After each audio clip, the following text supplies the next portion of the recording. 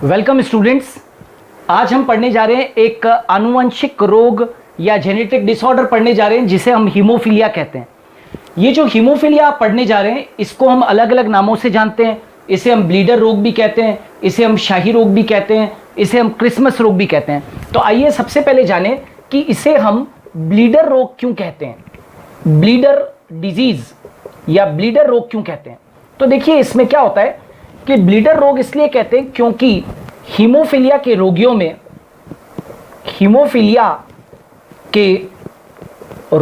में रक्त स्कंदन कारकों की कमी होती है। रक्त स्कंदन कारकों की कमी होती है। इस कारण इनमें या तो रक्त स्कंदन नहीं होता या होता भी है तो बहुत लंबे समय बाद होता है।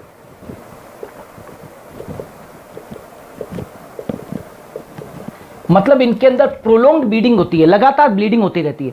छोटी मोटी चोट लग जाने पर भी लगातार खून बहता रहता है और कभी कभी तो यदि रोगी को निदान न मिले तो उसकी मृत्यु भी हो सकती है। वास्तव में क्या होता है, देखिए सामान्य व्यक्ति जो होते हैं, सामान्य व्यक्ति आप हम सभी जिनके अंदर हीमोफीलिया रोग नहीं है उनके अंदर रक्त स्कंदन काल जो होता है वो 3 मिनट से लेकर और 6 मिनट तक होता है सामान्य व्यक्तियों के अंदर। लेकिन जिन लोगों को हीमोफीलिया रोग है उनके अंदर रक्त स्कंदन कारक नहीं होते हैं और उसकी वजह से उनमें रक्त स्कंदन कारक या तो रक्त स्कंदन डिलेड होता है या फिर रक्त स्कंदन होता ही नहीं है। चूंकि लगातार खून बहता रहता है इनके अंदर, इसीलिए हम हीमोफीलिया के रोगियों को ब्लीडर्स डिजीज कहते हैं। ओके, ब्लीडर्स डिजीज वाले रोगी कहते हैं इन्हें। अब जानते हैं कि आखिर ऐसा क्या हो जाता है कि इनके अंदर रक्त स्कंदन नहीं हो पाता है। तो एक्चुअली क्या होता है कि हीमोफीलिया के रोगियों में कुछ रक्त स्कंदन कारकों की, कुछ महत्वपूर्ण रक्त स्कंदन कारक होते हैं। देखिए शरीर के अंदर खूब सारे रक्त स्कंदन कारक होते हैं, लगभग 13 रक्त स्कंदन कारक होते हैं। लेकिन कुछ महत्वपूर्ण कारक होते हैं जो कि रक्त स्कंदन के लिए बहुत बहुत सहायक होते हैं। वो यदि कारक अनुपस्थित हो जाए तो व्यक्ति को क्या हो जाता है, एक आनुवंशिक रोग हो जाता है और उसको हम क्या बोलते हैं, हीमोफीलिया। जैसे कि आप यूं समझें कि हीमोफीलिया जो होता है वो 2 प्रकार का होता है। एक होता है हीमोफीलिया ए। इस हीमोफीलिया ए को हम क्लासिक हीमोफीलिया के नाम से जानते हैं। इसे हम क्लासिक हीमोफीलिया के नाम से जानते हैं। और जो व्यक्ति हीमोफीलिया ए से ग्रसित होते हैं इनमें रक्त स्कंदन कारक 8 का निर्माण नहीं होता।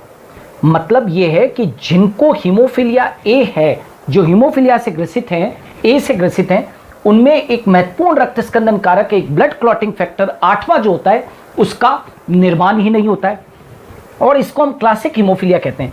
इसी प्रकार से एक और हीमोफीलिया होता है जिसको कि हम बोलते हैं हीमोफीलिया बी। हीमोफीलिया बी के जो व्यक्ति होते हैं इनमें रक्त स्कंदन कारक 9, ध्यान दीजिए 9 का निर्माण नहीं होता है। रक्त स्कंदन कारक 9 का निर्माण नहीं होता है। ये जो हीमोफीलिया बी है इसे हम क्रिसमस रोग भी कहते हैं। देखिए ऊपर मैंने लिख रखा है क्रिसमस रोग। इसको ब्लीडर्स रोग क्यों कहते हैं वो तो मैंने अभी आपको समझाया। क्रिसमस रोग क्यों कह देते हैं, क्योंकि एक व्यक्ति था जिसका नाम था स्टीफन हेल्स। स्टीफन जिसको कि कहते हैं स्टीफन क्रिसमस नाम के पर्सन के अंदर सबसे पहले इसको देखा गया था, राइट, इस रोग को देखा गया था। इसीलिए हम हीमोफीलिया बी को क्रिसमस रोग कहते हैं। मतलब स्टीफन क्रिसमस में 9th स्कंदन कारक की क्या थी, कमी थी, इसीलिए इसको हमने क्या बोला है, that is known as what, hemophilia B, या इसको क्या बोला है, क्रिसमस रोग बोला है। अब देखिए दूसरा एक और नाम लिख रखा है यहाँ पर, शाही रोग। आखिर इसे शाही रोग क्यों कहते हैं, हीमोफीलिया को शाही रोग क्यों कहा जाता है, आइए इसके बारे में भी जानें। शाही रोग, शाही रोग, शाही रोग यानी कि रॉयल डिजीज, रॉयल डिजीज क्यों कहते हैं इसे, क्योंकि इंग्लैंड की महारानी, इंग्लैंड की महारानी विक्टोरिया इस रोग की वाहक थी, इस रोग की क्या थी, वाहक थी। इस इंग्लैंड की महारानी ने, विक्टोरिया ने पूरे के पूरे शाही परिवार के अंदर इस हीमोफीलिया रोग को क्या कर दिया था, फैला दिया था। ओके, इंग्लैंड की महारानी क्वीन विक्टोरिया जो थी वो इस रोग की क्या थी, वाहक थी। उसने इस रोग का प्रसार अपने बेटे लियोपोल्ड में किया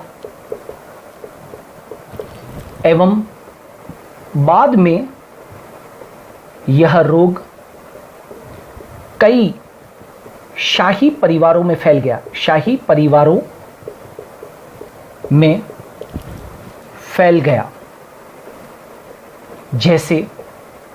जैसे स्पेन का शाही परिवार, रशिया का शाही परिवार, जर्मनी का शाही परिवार। ओके, शाही परिवारों में फैल गया, जैसे स्पेन, रशिया, जर्मनी आदि के परिवारों में भी ये फैल गया। तो क्योंकि ये रोग का संबंध शाही परिवारों से था, यानी कि England, right, Spain, Russia, Germany, और खुद जो क्वीन विक्टोरिया थी वो रोग की क्या थी, वाहक थी, इसीलिए हम क्या कहते हैं, रॉयल डिजीज। लेकिन इसका मतलब ये नहीं है कि ये रोग जो है वो विश्व भर की केवल जो शाही फैमिलीज है, इंग्लैंड, स्पेन, रशिया, जर्मनी, उन शाही परिवारों से ये संबंधित है, राइट। आपके आसपास भी, भारत में या दूसरे देशों में, आप अपने आसपास भी कई सारे ऐसे पेशेंट्स देख सकते हैं जो हीमोफीलिया से क्या है, ग्रसित हैं। तो ये, इसको हमने ब्लीडर्स रोग क्यों कहा, शाही रोग क्यों कहा और क्रिसमस रोग क्यों कहा, उसके बारे में मैंने आपको बताया। अब आते हैं कि आखिर ये हीमोफीलिया की खोज किसने की। तो हीमोफीलिया की खोज का श्रेय जो जाता है एक व्यक्ति को जाता है जिसका नाम है जॉन ओटो। जॉन ओटो ने सबसे पहले हीमोफीलिया की क्या की, खोज की। दूसरा, ये जो हीमोफीलिया है, हीमोफीलिया, राइट, ये कैसा रोग है। तो हीमोफीलिया जो है वो कैसा है, लिंग संलग्न क्या है, लिंग संलग्न रोग है। ये कैसा है, लिंग संलग्न रोग है। एवं किसके कारण होता है ये, तो एवं यह रिसेसिव ट्रेट है ना, रिसेसिव विशेषक है, रिसेसिव विशेषक यानी कि रिसेसिव ट्रेट है। क्या कहा मैंने, हीमोफीलिया एक एक्स संलग्न रोग है एवं ये किससे होता है, यह एक रिसेसिव ट्रेट है, यह एक रिसेसिव यानी कि अप्रभावी विशेषक है। कैसे, मतलब मैं क्या कहना चाहता हूं, हीमोफीलिया जो है वो एक एक्स संलग्न रोग है, एक्स संलग्न रोग है जो अप्रभावी जीन के कारण होता है, अप्रभावी जीन के कारण होता है। ये एक्स संलग्न रोग है। एक्स संलग्न रोग का मतलब क्या होता है कि हीमोफीलिया की जीन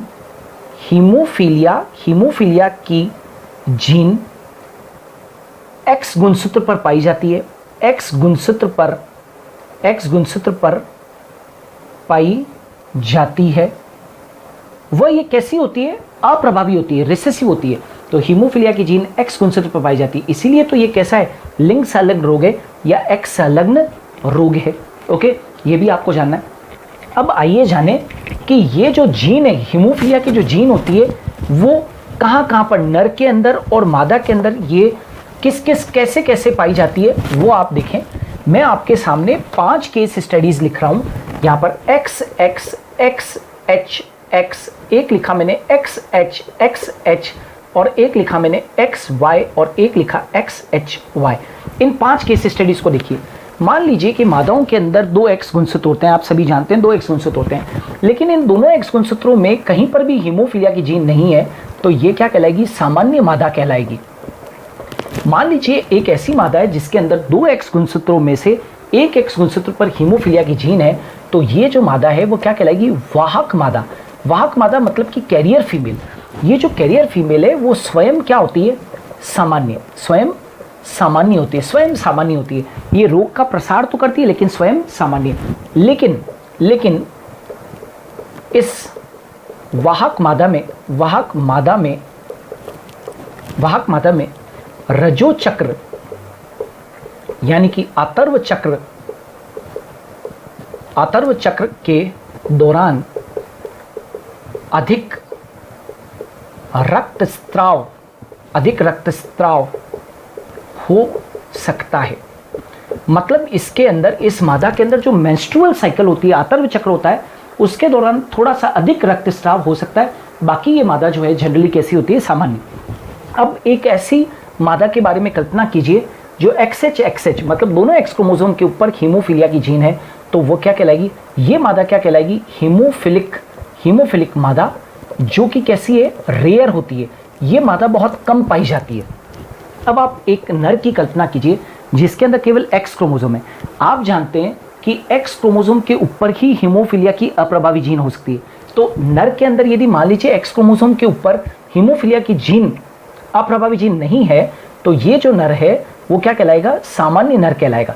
अब नर के पास में एक ही एक्स गुणसूत्र है, तो वो कभी भी वाहक नहीं हो सकता है, वो या तो रोगी हो सकता है या सामान्य हो सकता है। तो इसके पास में एक ही एक्स गुणसूत्र है, उसके ऊपर भी हीमोफीलिया की जीन आ गई, तो ये नर क्या कहलाएगा? हीमोफिलिक नर कहलाएगा। तो ये 5 जो मैंने आपके सामने जो लिख रखे हैं, जीनोटाइप लिख रखे हैं, इनको आपको आइडिया होना चाहिए। अब हम देखते हैं कि एक पीढ़ी से दूसरी पीढ़ी के अंदर ये जो हीमोफीलिया रोग है, इसका प्रसार कैसे होता है? जरा देखें। मैं आपके सामने 3 केस स्टडी पढ़ाता हूँ। केस नंबर 1, मान लीजिए कि मैं ये बताने की कोशिश कर रहा हूँ, 3 केस स्टडी के द्वारा मैं ये बताऊंगा कि इस रोग का प्रसार कैसे होता है। आप उन केस स्टडीज के आधार पर आप हीमोफीलिया के ऊपर जो लंबे चौड़े क्वेश्चंस आते हैं उनको बड़े आसानी से आप सॉल्व कर पाएंगे। तो मान लीजिए एक सामान्य मादा है XX, जिसके ऊपर की हीमोफीलिया की जीन नहीं है, उसकी शादी यदि हीमोफिलिक नर से हो जाती है। हीमोफिलिक नर कैसा होगा? XHY, अभी जस्ट मैंने आपको बताया XHY। तो फिर जो संततियां होगी वो कैसी होगी? देखिए जरा, क्रॉस कीजिए, XHX, XY, XHX, X और Y। मैं नरों के ऊपर गोले बना देता हूं ताकि आपको दूर से ही दिख जाए कि इनमें से नर कौन है। तो यहां पर आप देख सकते हो ये कैसा है? सामान्य नर है। ये भी कैसा है? सामान्य नर मतलब नेक्स्ट जनरेशन में पुत्र है। नर का मतलब यहां पर क्या है? पुत्र से है, ठीक है। और ये जो है वो क्या है? वाहक मादा है।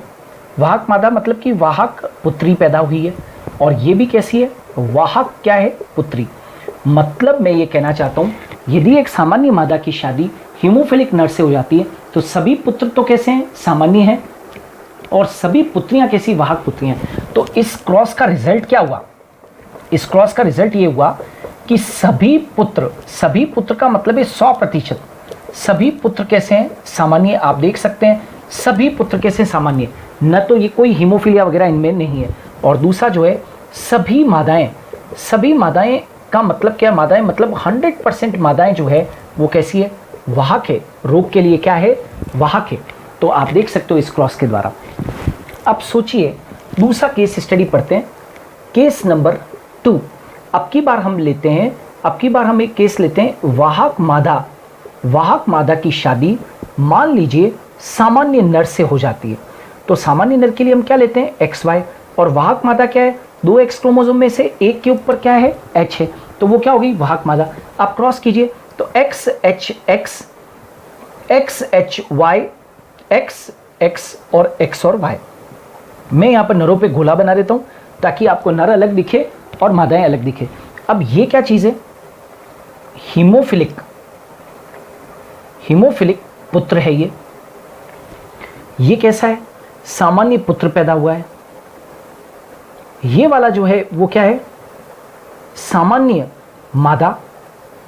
और ये क्या है, वाहक मादा, वाहक मादा। ओके, तो अब इसका रिजल्ट देखते हैं, इस क्रॉस का रिजल्ट क्या है। अब पुत्रों को देखो, जितने भी पुत्र हैं उसमें आधे पुत्र कैसे हैं, हीमोफिलिक हैं, और आधे कैसे हैं, सामान्य। भाई जितने भी पुत्र देख रहे हैं उसमें आधे कैसे हैं, हीमोफिलिक है, और आधे कैसे हैं, सामान्य। तो हम क्या रिजल्ट लिखेंगे, 50% जो पुत्र हैं वो तो कैसे हैं, हीमोफिलिक हैं। सेकंड, 50% पुत्र कैसे हैं, सामान्य है, सामान्य है, ठीक है। और तीसरा, मादाओं को देखो, 50% मादाएं जो है वो कैसी है, वाहक है। तो 50% जो मादा है, राइट, मादा मतलब पुत्री, यहां पर वो कैसी है, दैट इज वाहक है। और बाकी की जो बची हुई आधी, यानी कि 50% मादा यानी कि पुत्री जो है वो कैसी है, सामान्य। ये इस रिजल्ट का क्या आया, क्रॉस आया, इस रिजल्ट का क्रॉस आया। अब इन दोनों केस स्टडी के अलावा, इन दोनों केस स्टडी के अलावा एक तीसरी केस स्टडी भी संभव है, तीसरी केस स्टडी भी संभव है। और वो है कि मानो कि एक वाहक मादा की शादी, वाहक मादा की शादी किससे हो जाती है, वाहक मादा की शादी एक हीमोफिलिक नर से हो जाती है। तो क्या होगा, हीमोफिलिक नर से हो जाती है तो क्या होगा, तो वाहक मादा क्या होगी, XHX, और हीमोफिलिक नर क्या हो गया, XHY। तो देखिए XHXH क्रॉस करते हैं, XHY, फिर कौन सा होगा, XHX और X और Y, ठीक है। ये जो है यहां पर नरों के चारों तरफ मैं गोला बना देता हूं, ये नर है और ये नर है, राइट। ये क्या है, हीमोफिलिक मादा, हीमोफिलिक मादा। देखिए हीमोफिलिक मादा एक ही केस में पैदा हो सकती है, यानी कि हीमोफिलिक पुत्री के पैदा होने की संभावना एक ही है कि कम से कम उसकी जो माता है वो कैसी होनी चाहिए, वाहक होनी चाहिए, और पिता क्या होने चाहिए, हीमोफिलिक। यदि हीमोफिलिक पिता है और वाहक माता है तो हीमोफिलिक पुत्री पैदा होने की संभावना रहती है। और ये क्या चीज़ है, वाहक मादा है, क्योंकि एक गुणसूत्र इसका क्या है, सामान्य, और एक के ऊपर हीमोफिलिया की जीन है। और ये वाली जो है XHY, तो XHY क्या चीज़ है, तो XHY के अंदर आप देख सकते हो कि XHY ये क्या है, हीमोफिलिक क्या है, ये पुत्र है। और ये क्या है, सामान्य पुत्र। अब इस क्रॉस का भी हम रिजल्ट देख लेते हैं। इस क्रॉस का रिजल्ट क्या है, देखिए आप नरों को देखो, आधे नर सामान्य है, आधे नर कैसे हीमोफिलिक है। तो पहला केस 50% जो पुत्र हैं वो तो कैसे हो गए, हीमोफिलिक, राइट। और 50% जो पुत्र हैं वो कैसे हो गए, सामान्य। 50% कैसे हो गए, सामान्य। और यदि मादाओं को देखें तो 50% जो पुत्रियां हैं, पुत्री जो है वो कैसी है, हीमोफिलिक है। और 50% जो है वो मादाएं जो है वो कैसी है, वाहक है। तो 50% पुत्रियां जो है वो कैसी है, वाहक है। क्लियर, आप देख सकते हो आधी मादाएं जो है वो कैसी है, 50% कैसी है, हीमोफिलिक है, और 50% कैसी है, वाहक है। और पुत्रों में से आधे क्या है, हीमोफिलिक हैं, तो आधे क्या है, सामान्य। ये तीसरा रिजल्ट हो गया। इन क्रॉसेस के आधार पर आप किसी भी प्रकार का प्रश्न कर सकते हैं। साथ के साथ आपको एक और चीज़ मालूम होनी चाहिए कि आखिर ये जो हीमोफिलिया जो हम पढ़ रहे हैं, जो कि एक आनुवंशिक रोग है, ये बेसिकली हुआ क्यों। तो हीमोफिलिया रोग का जो कारण है, हीमोफिलिया रोग का जो कारण है बेसिकली वो क्या है, उत्परिवर्तन है ना। उत्परिवर्तन क्या होते हैं, म्यूटेशन। उत्परिवर्तन क्या होते हैं, म्यूटेशन। मतलब कि उत्परिवर्तनों के कारण, उत्परिवर्तनों के कारण जो उत्परिवर्तन होते हैं ना, अचानक होने वाले परिवर्तन, तो उत्परिवर्तनों के कारण रोगियों में क्या नहीं बन पाते हैं, रोगियों में रक्त स्कंदन कारक, रक्त स्कंदन कारक को बनाने वाली जीन में डिफेक्ट हो जाता है, डिफेक्ट हो जाता है, इसलिए यह रोग क्या होता है, यह रोग उत्पन्न होता है। गेटिंग, मतलब उत्परिवर्तनों के कारण रोगियों में रक्त स्कंदन कारक को बनाने वाली जीन में, रक्त स्कंदन कारक को बनाने वाली जीन में बेसिकली डिफेक्ट हो जाता है, और उस डिफेक्ट के कारण ही क्या हो जाता है, हीमोफीलिया हो जाता है। और ये जो हीमोफीलिया है ये आनुवंशिक रोग है, इनको आसानी से ट्रीट नहीं किया जा सकता है। ओके, सो स्टूडेंट्स, ये जो था एक्सप्लेनेशन, ये किसके बारे में था, हीमोफीलिया के बारे में। मानवों के अंदर बेसिकली जो एक्स संलग्न रोग है, एक्स संलग्न रोग वो दो प्रकार के होते हैं, एक तो हीमोफीलिया और एक वर्णांधता, जिसको कि हम बोलते हैं कलर ब्लाइंडनेस। इस वीडियो के द्वारा मैंने हीमोफीलिया को समझाने की कोशिश की है, आप देखते रहिएगा। नेक्स्ट वीडियो के अंदर मैं एक और एक्स लिंक्ड डिजीज़, जिसको कि हम कहते हैं वर्णांधता या कलर ब्लाइंडनेस के बारे में एक्सप्लेनेशन दूंगा। देखते रहिए। यदि आपको ये मेरा चैनल पसंद आया है तो इसे सब्सक्राइब कीजिए, इसे लाइक और शेयर कीजिएगा। Thanks a lot.